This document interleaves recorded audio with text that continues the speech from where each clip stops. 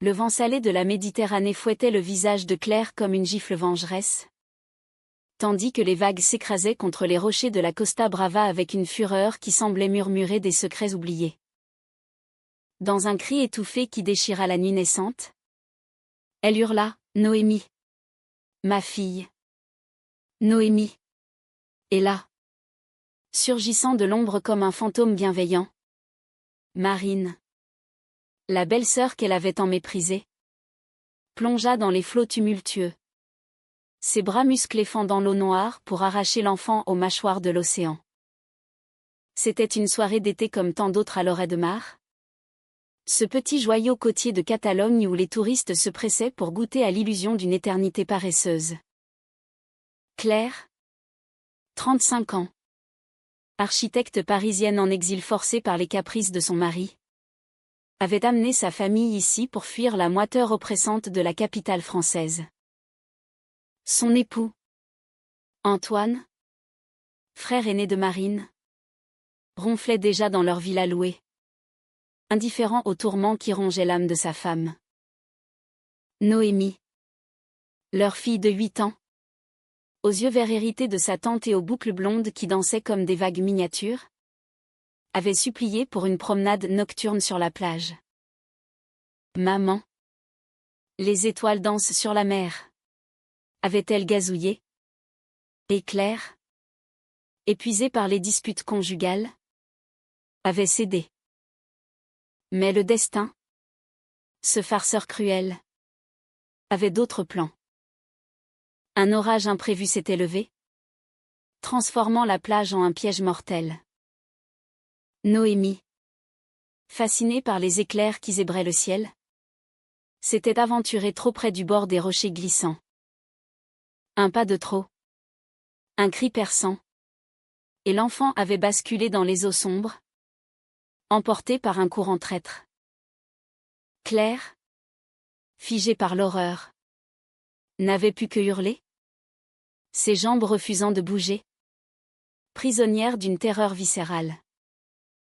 Et puis Marine était apparue. Marine, la réceptionniste de l'hôtel familial où il séjournait, celle que Claire avait toujours toisée avec un mépris aristocratique. Juste une réceptionniste? Avait-elle ricané un soir lors d'un dîner tendu? Sous le regard courroucé d'Antoine. Marine, la lesbienne assumée, sœur cadette d'Antoine, qui avait fui Paris pour cette vie modeste en Espagne, loin des jugements familiaux. À 42 ans, Marine était une énigme, grande, athlétique d'avoir surfé des années sur ces mêmes vagues, avec des cheveux noirs ondulés qui cascadaient jusqu'à ses épaules et des yeux verts perçants, héritage d'une lignée bretonne. Elle vivait ouvertement son amour pour les femmes. Un scandale aux yeux de Claire, qui cloisonnait sa propre existence dans un mariage de façade, rongé par l'ennui et les non-dits. Ce soir-là, Marine avait vu la scène depuis la terrasse de l'hôtel, son service achevé. Sans un instant d'hésitation, elle avait jeté son chemisier blanc sur le sable et plongé, ses muscles tendus comme des câbles d'acier. L'eau était glacée. Un bouillon noir qui aspirait tout. Noémie se débattait faiblement, ses petits bras battant l'air, quand Marine l'atteignit. « Tiens bon, ma puce, » murmura-t-elle, sa voix rauque coupant le rugissement des vagues. Elle enroula un bras autour de la taille frêle de l'enfant, l'autre nageant avec une force désespérée contre le courant. Les rochers écorchèrent sa peau. Mais elle ignora la douleur, se concentrant sur le visage terrifié de Noémie, si semblable au sien dans la panique. Claire, depuis le rivage, assistait à la scène comme dans un cauchemar. Son cœur battait à tout rompre, un tambour de regret et de peur. Comment avait-elle pu mépriser cette femme? Marine, qui avait toujours été là, discrète, aimante envers Noémie lors de leur rare visite. Les souvenirs affluaient, ce Noël à Paris, où Claire avait lancé, Devant une table et silencieuse, au moins. Antoine a un vrai métier. Toi, Marine. Tu restes derrière un comptoir à sourire aux touristes. Juste une réceptionniste. Les mots avaient claqué comme un fouet. Et Marine avait baissé les yeux. Ses lèvres pincées en une ligne douloureuse. Antoine avait tenté de tempérer. Mais Claire, ivre de vin et de frustration, avait poursuivi, masquant son propre vide intérieur. Maintenant, tandis que Marine émergeait des flots, haletante, portant Noémie comme un trésor arraché aux abysses, Claire s'effondra à genoux dans le sable humide. Merci. Oh mon Dieu. Merci. Sanglota-t-elle, tendant les bras. Marine déposa l'enfant dans les bras tremblants de sa mère. Son propre corps dégoulinant, marqué de griffures superficielles. Noémie, toussant et pleurant, se blottit contre Claire. Tante Marine. Elle m'a sauvée. Maman. Comme une héroïne des livres. Les deux femmes se regardèrent pour la première fois sans voile de jugement. Les yeux de Marine, ses yeux verts qui avaient vu tant de tempêtes intérieures, brillaient d'une lueur fatiguée mais triomphante. Claire, avec ses cheveux châtains courts et son tailleur chic maintenant ruiné, sentit un frisson la traverser non pas de froid, mais d'une émotion plus profonde, un mélange de gratitude et de quelque chose d'indéfinissable, comme un pont jeté sur un abîme. La nuit enveloppa la plage d'un manteau étoilé, et tandis qu'elle rentrait vers la villa, Noémie endormie dans les bras de sa tante, Claire murmura « Je suis désolée, Marine. » Pour tout. Mais Marine se contenta de hocher la tête, son silence plus éloquent que n'importe quel pardon. Les jours suivants furent un tourbillon de calme apparent. Antoine, alerté par le drame, organisa une excursion en famille pour se changer les idées. Ils roulèrent vers les collines verdoyantes de l'intérieur des terres, où les vignobles de Catalogne s'étendaient comme des tapis brodés d'or sous le soleil implacable. Claire observait Marine du coin de l'œil, cette femme qu'elle avait reléguée au rang d'anomalie familiale. Marine, installée à l'arrière de la voiture avec Noémie sur les genoux, racontait des histoires de sirènes catalanes qui dansaient sous la lune, sa voix grave et mélodieuse apaisant l'enfant encore secoué. À Emporda, ils s'arrêtèrent dans un mas ancien transformé en domaine viticole. L'air embaumait le romarin et le sel marin lointain.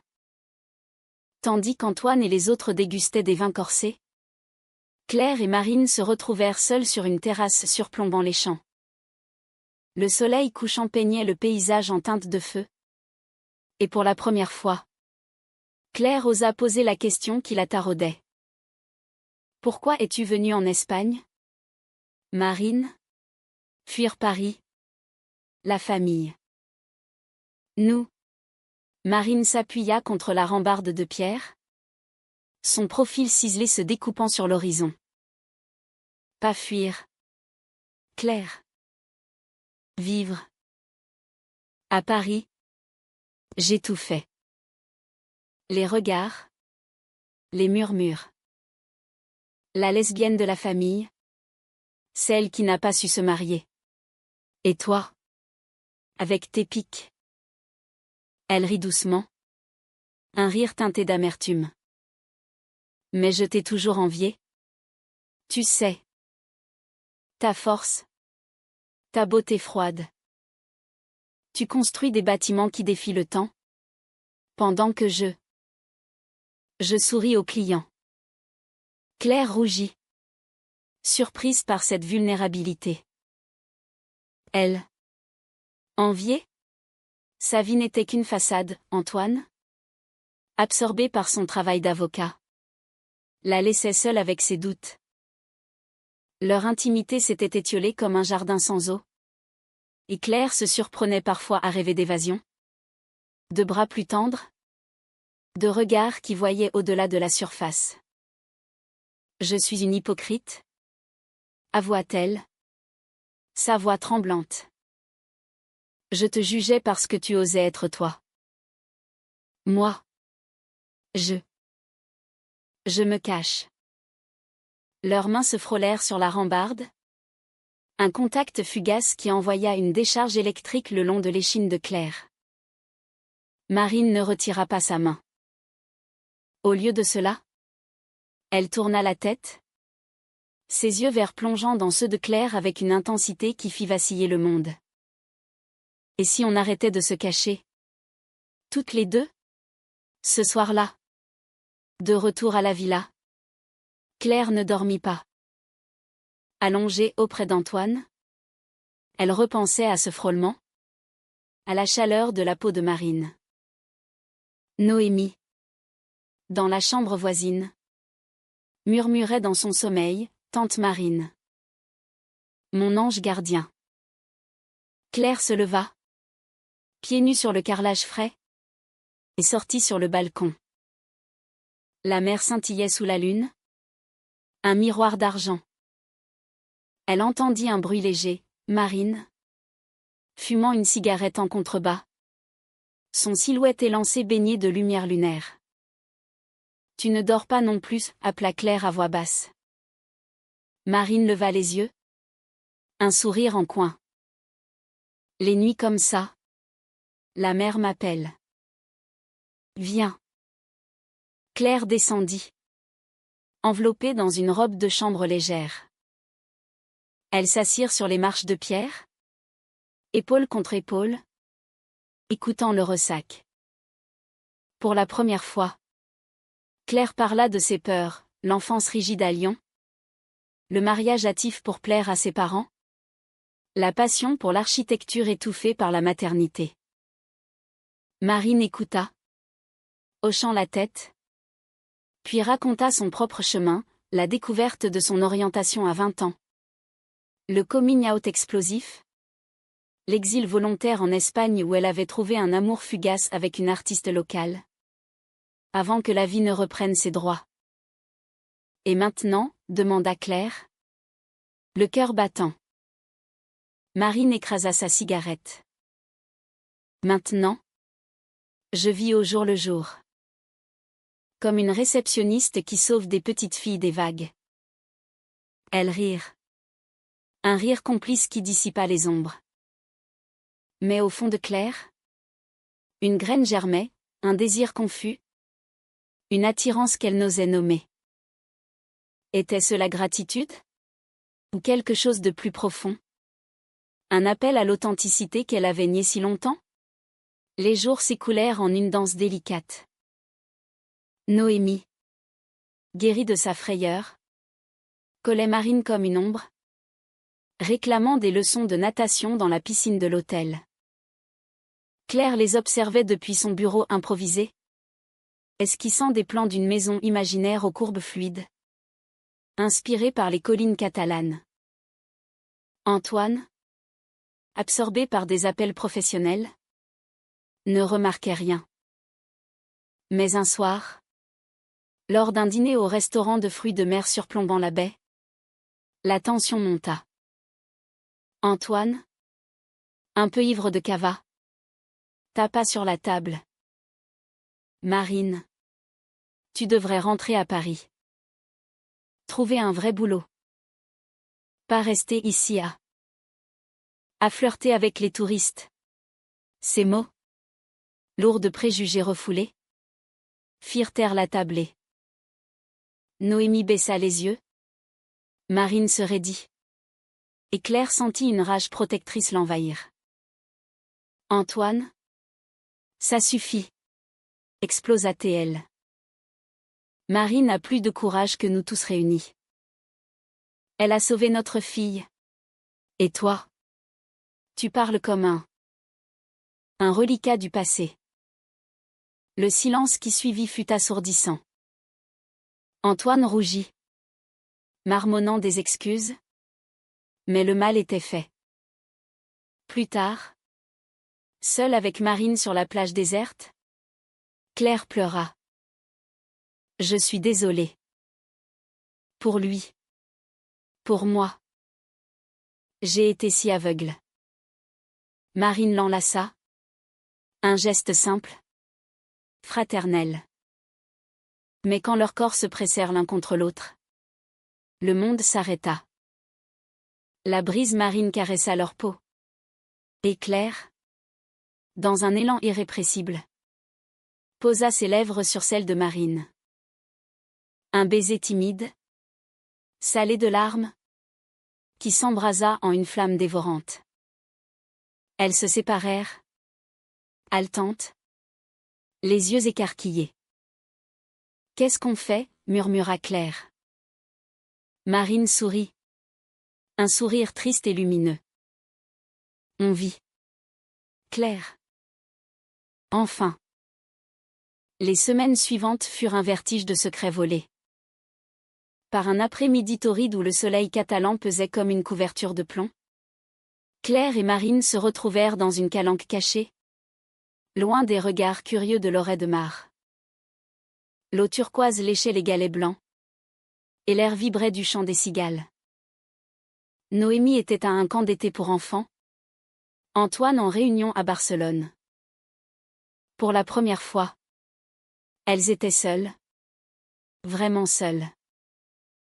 Claire, le cœur en tumulte, ôta sa robe d'été légère, révélant un corps pâle marqué par les ans et la maternité.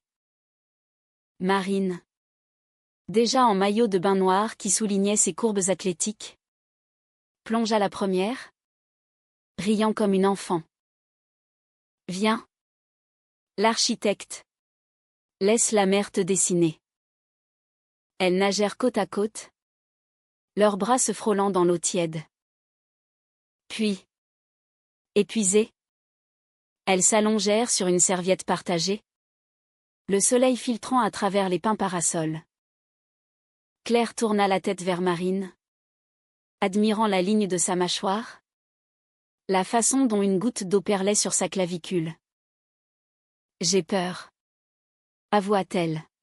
« De tout ça. De nous. Antoine. Noémie. Ma vie telle que je la connais. » Marine se redressa sur un coude, ses cheveux noirs cascadant comme une cascade d'ébène. La peur. C'est le début de la liberté. Claire. J'ai eu peur pendant des années. Peur d'aimer les femmes. Peur de décevoir la famille. Et puis un jour, j'ai sauté. Comme dans l'océan pour Noémie. Leurs lèvres se rencontrèrent à nouveau. Plus assurées cette fois. Les mains de Marine explorèrent le dos de Claire avec une tendresse infinie, traçant des cartes invisibles de désirs longtemps réprimés. Claire, libérée d'un carcan invisible, répondit avec une passion qu'elle ne se connaissait pas. Leurs corps s'entrelacèrent sous le ciel azur. Un ballet lent et sensuel où chaque caresse était une déclaration d'indépendance. L'orgasme les frappa comme une vague, doux et puissant, effaçant les frontières entre gratitude et amour. Après, allongée dans les bras l'une de l'autre, Claire murmura, « C'est toi. L'héroïne de mon histoire maintenant. Pas moi. Mais le paradis est fragile en Espagne, où les ombres des montagnes s'allongent vite. » Antoine revint ce soir-là. Les traits tirés. Un dossier sous le bras. « J'ai une promotion » annonça-t-il au dîner, ignorant la rougeur suspecte sur les joues de sa femme. « On rentre à Paris dans 2 semaines.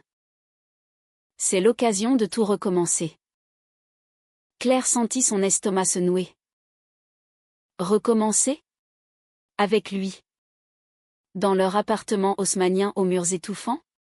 Elle jeta un regard à Marine, assise en face, qui feignait l'intérêt pour son assiette de paella. Noémie, sentant la tension, demanda innocemment, « Et tante Marine ? Elle vient avec nous. » Le silence fut un coup de poignard. Antoine ricana. Bien sûr que non. Elle a sa vie ici. À sourire aux étrangers. Claire explosa intérieurement, mais se retint. Plus tard, dans la chambre, tandis qu'Antoine ronflait, elle envoya un message à Marine, rendez-vous à l'hôtel. J'ai besoin de toi. L'hôtel où travaillait Marine était un bastion blanc perché sur la falaise, avec une réception ornée de mosaïques azulejos et un bar où les locaux sirotaient du vermouth. À minuit, quand les derniers clients montèrent, Marine verrouilla la porte et guida Claire vers une petite salle du personnel, meublée d'un canapé usé et d'étagères remplies de brochures touristiques. Là, dans l'ombre tamisée d'une lampe de bureau, elles s'aimèrent à nouveau, plus urgemment, comme si le temps les poursuivait. Je ne peux pas partir sans toi. Haleta Claire entre deux baisers. Marine caressa son visage, ses doigts calleux de réceptionniste contrastant avec la douceur de la peau de Claire. Et Antoine ? Noémie ? Tu ne peux pas tout plaquer. Pas comme ça. Les larmes vinrent. Amères. Je sais. Mais cette vie. Elle me tue à petit feu. Avec toi. Je respire. Le lendemain apporta le premier conflit ouvert. Noémie, lors d'une promenade en famille, glissa sa main dans celle de Marine. Maman. Pourquoi papa n'aime pas tante Marine ? Elle est gentille. Claire rougit, cherchant ses mots. Antoine, entendant, s'arrêta net. Parce qu'elle choisit une vie compliquée. Les femmes avec des femmes. C'est pas naturel. Et toi, Claire ? Tu la défends trop ces temps-ci. Qu'est-ce qui se passe ? Le soupçon plana comme un nuage toxique. Claire balbutia une excuse. Mais le mal était fait. Ce soir-là, Antoine fouilla son téléphone, découvrant les messages codés, les cœurs émojis innocents qui trahissaient tout. L'explosion fut titanesque, cris, objets jetés. Noémie en pleurs dans sa chambre. Tu couches avec ma sœur ? Ma lesbienne de sœur, hurla Antoine, le visage déformé par la rage et la trahison. Claire, dos au mur, riposta, oui.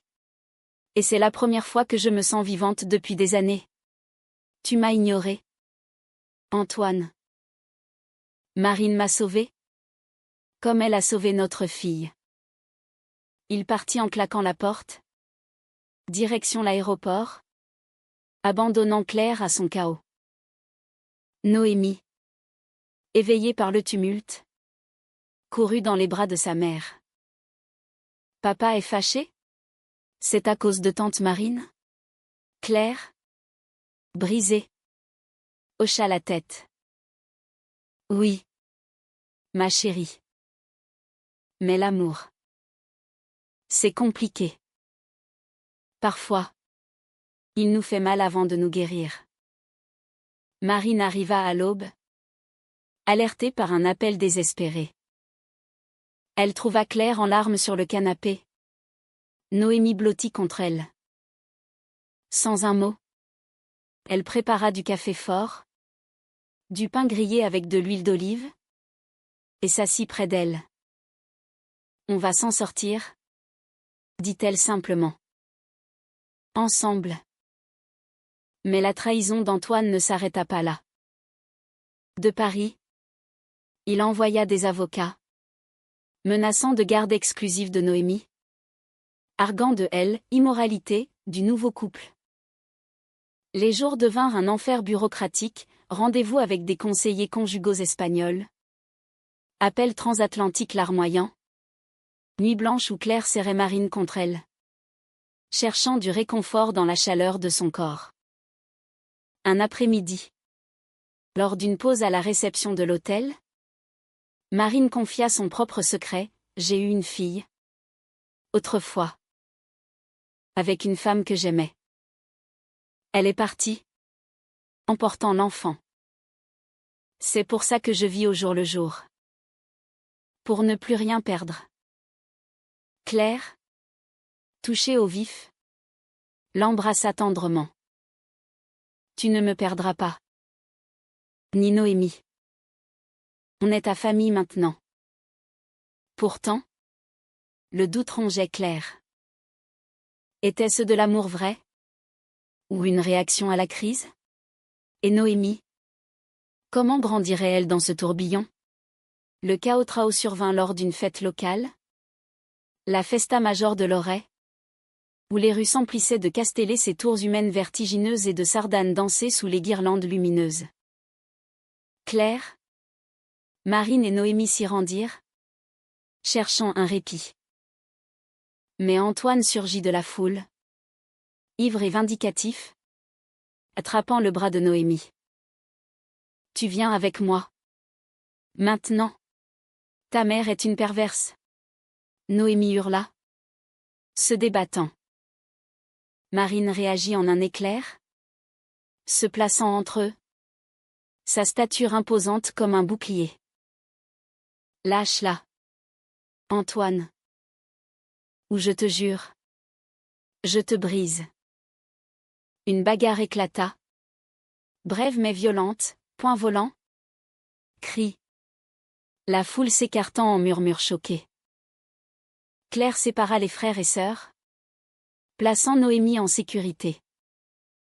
Antoine, le nez en sang, cracha, vous êtes maudite. Toutes les deux. Il partit. Vaincu. Mais ses mots empoisonnèrent l'air. Marine. Une ecchymose naissante sur la joue. Serra Claire. C'est fini. Il ne nous aura pas. L'aube se leva sur l'oreille de Marc comme une promesse fragile, teintant la mer d'un rose pâle qui contrastait avec les bleus de la nuit précédente. Claire, les yeux cernés, prépara le petit déjeuner pour Noémie, des churros frais dunqués dans du chocolat épais. Un rituel espagnol qu'elle avait adopté pour apaiser l'enfant. Marine, pensant sa joue tuméfiée avec un gant de toilette froid, observait la scène depuis le seuil de la cuisine. Elle est forte. Ta fille. Comme sa mère. Noémie, encore secouée par la scène de la fête, grimpa sur les genoux de Marine. Papa est méchant maintenant. Mais toi, tu me protèges toujours. Comme quand tu m'as sauvée de la mer. Les mots de l'enfant, innocents et profonds, firent monter les larmes aux yeux de Marine. Elle serra Noémie contre elle, inhalant l'odeur de shampoing à la fraise. Claire, touchée, s'approcha et posa une main sur l'épaule de sa compagne. Pour la première fois, le mot « compagne » résonna en elle comme une vérité évidente. Mais la réalité frappa vite.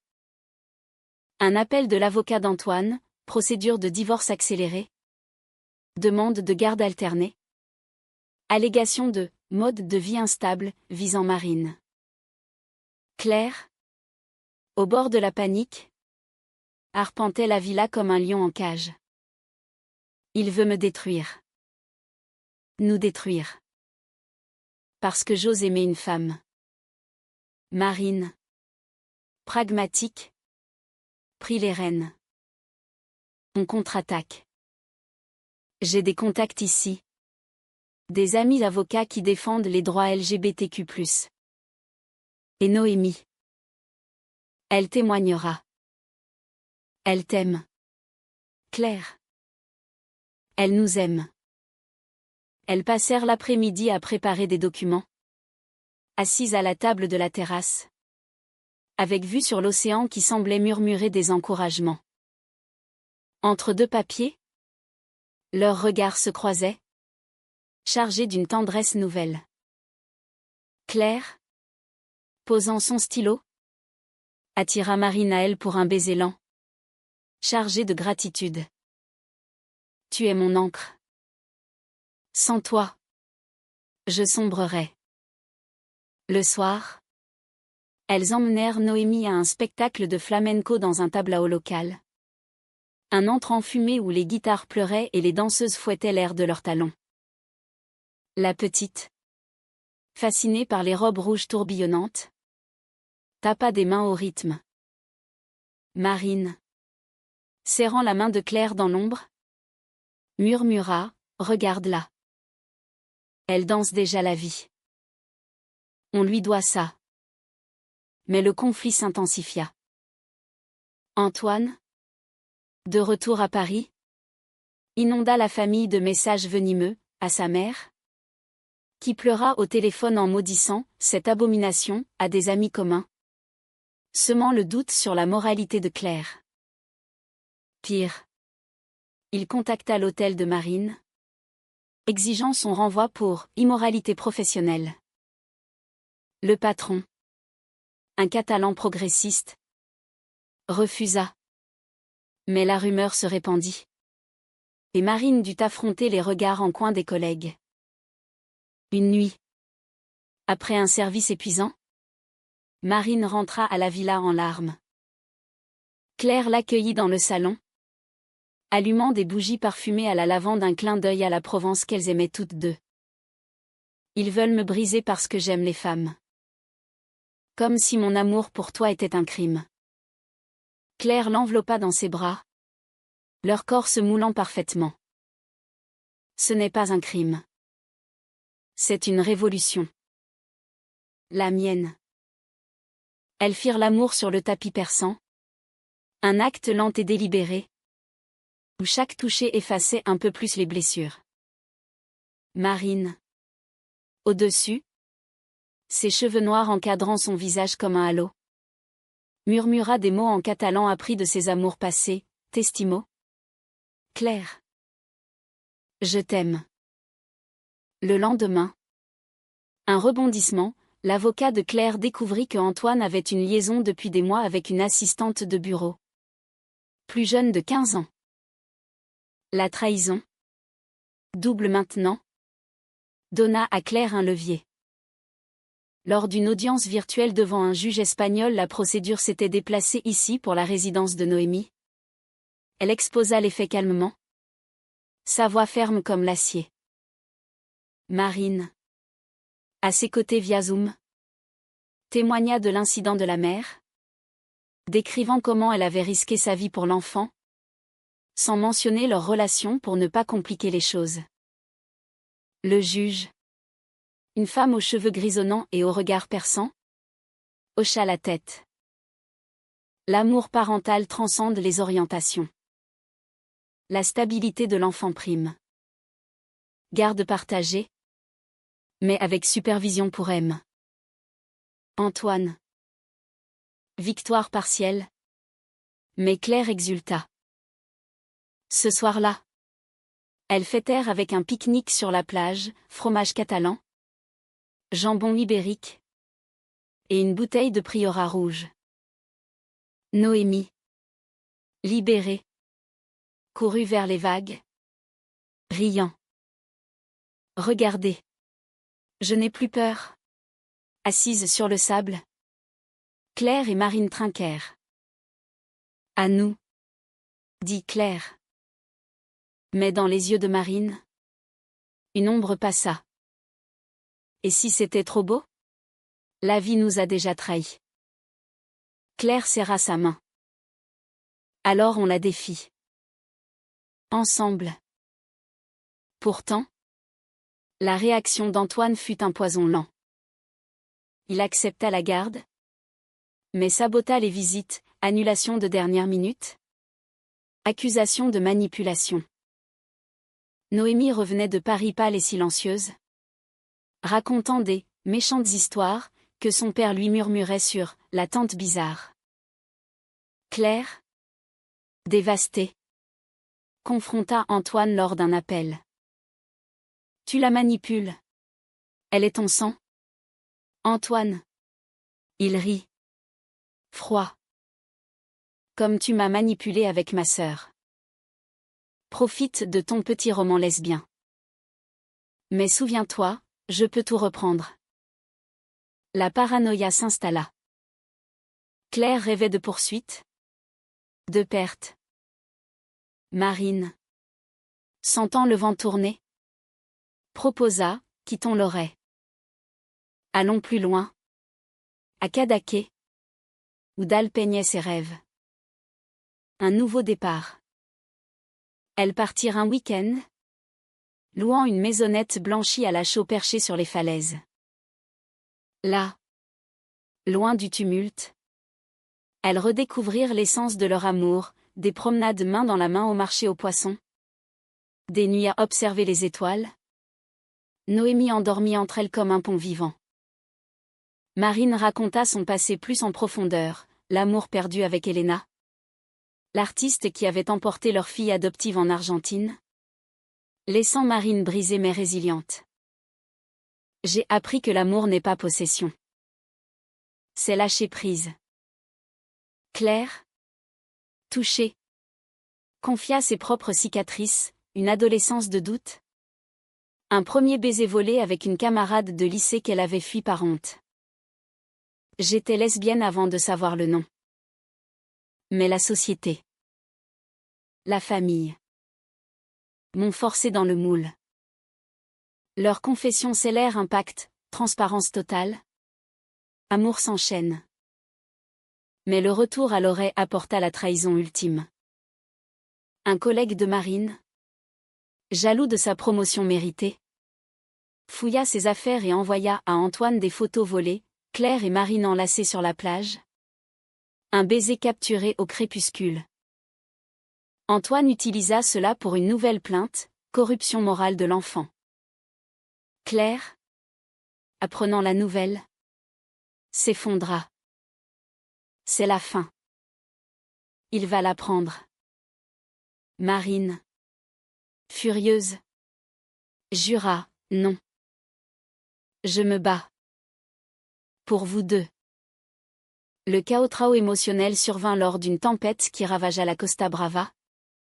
Rappel cruel de celle qui avait uni leur destin. Noémie, effrayée par le tonnerre, se réfugia dans la chambre de Claire et Marine. Blotties toutes les trois sous les couvertures, elles écoutèrent la pluie marteler les tuiles. J'ai peur que papa me sépare de vous. Sanglota Noémie. Claire, les larmes coulant, serra sa fille. Jamais. On est plus forte que la tempête. Marine, la voix ferme, ajouta, et souviens-toi. Ma puce, l'amour vrai ne se noie pas. Il flotte. La tempête passa, laissant derrière elle un paysage ravagé mais purifié, plage nettoyée par les vagues. Air frais chargé d'iode. Claire, galvanisée, décida de contre-attaquer avec audace. Elle contacta une association LGBTQ+ espagnole, qui organisa une interview dans un journal local. Assise face à une journaliste compatissante, Claire et Marine racontèrent leur histoire, la moquerie passée, le sauvetage héroïque, l'amour naissant au milieu du chaos. Ce n'est pas un scandale, déclara Claire. La voix claire. C'est une renaissance. Pour Noémie. Pour nous. L'article fit sensation. Titré « L'héroïne oubliée, une réceptionniste sauve une famille et un cœur ».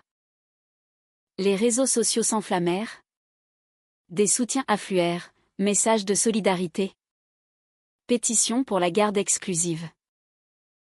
Même la mère d'Antoine, touchée par les mots de sa petite fille dans une lettre jointe, appela pour s'excuser. J'ai été aveugle. Ma chérie. L'amour est amour.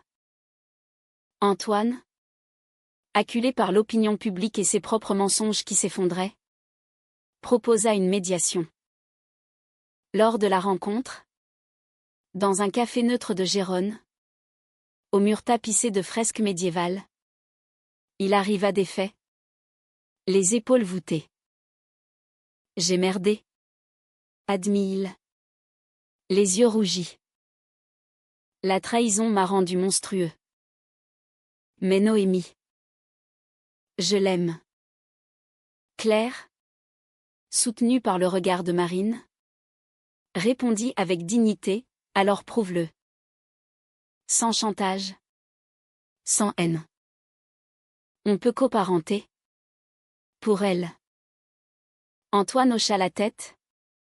Signant un accord, garde partagée équitable. Sans ingérence dans les choix personnels. Il partit. Un homme brisé mais libéré. Promettant de chercher de l'aide pour ses préjugés.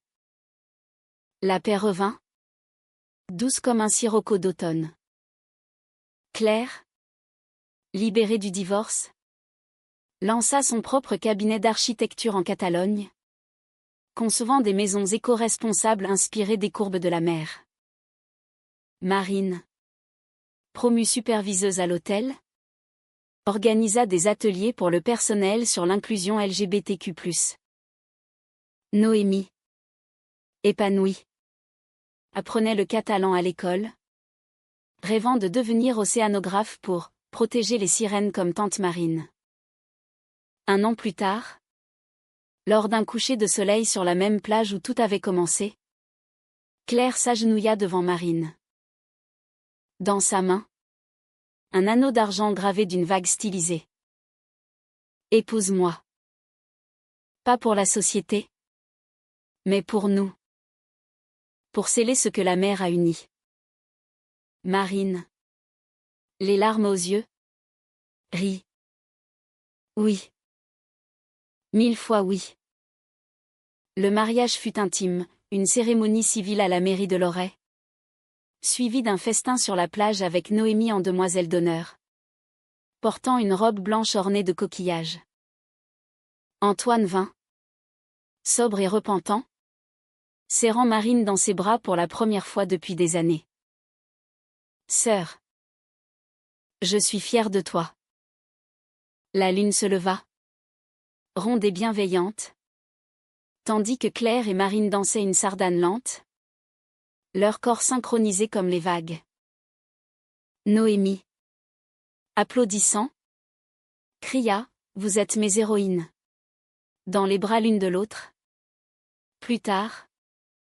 Sous les étoiles.